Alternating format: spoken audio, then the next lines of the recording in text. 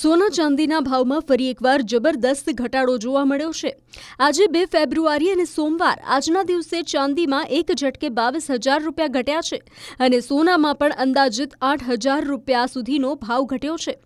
ત્યારે લેટેસ્ટ રેટની વાત કરીએ તો MCX પર શરૂઆતી કારોબારમાં ચાંદીની કિંમત હવે 2,43,645 રૂપિયા પ્રતિ કિલોએ પહોંચી ગઈ છે।